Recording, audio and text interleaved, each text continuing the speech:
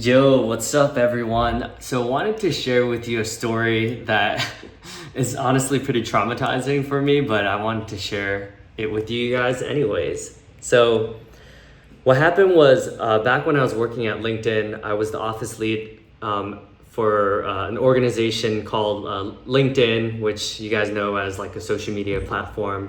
So, I was working as an account executive at the time. And oh my God, I can't believe I'm telling you guys about this.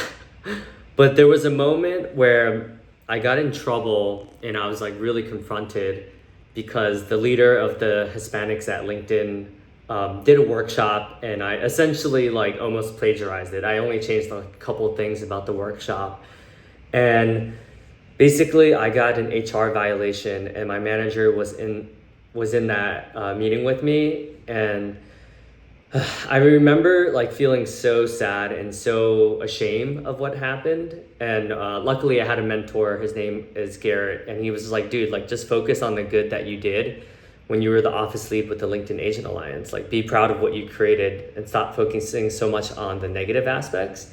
But all I could remember was being like a victim the whole time. Like, of course I had flashbacks of like when we did the Lunar New Year events and all of that good stuff. But all I could hear, because I was literally just being like a 9-year-old kid, was just being scolded. It felt like I was being scolded by my mom, like because when I was 9 years old, I was like losing my uniform a lot when I went to this school in California. But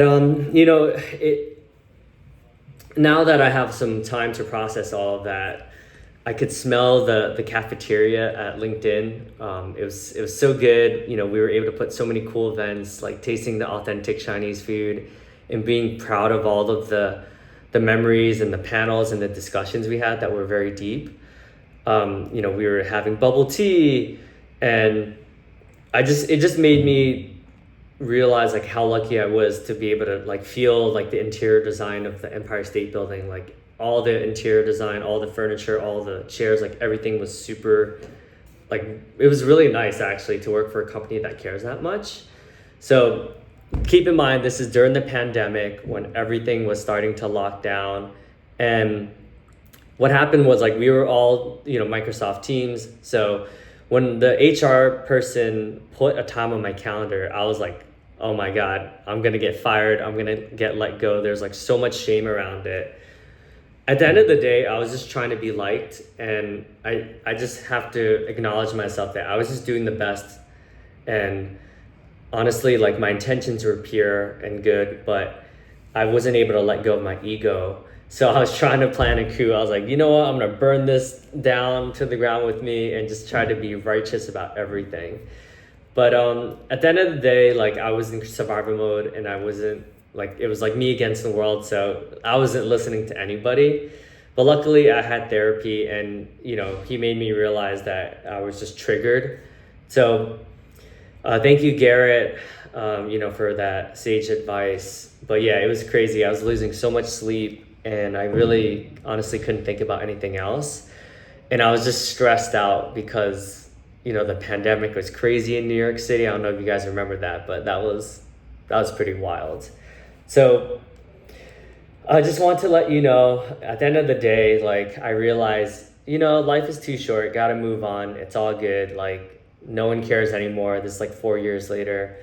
And I don't necessarily need the validation. And this actually was a blessing in disguise because I was able to move on and focus on things I actually cared about more, like self-love, like self-care.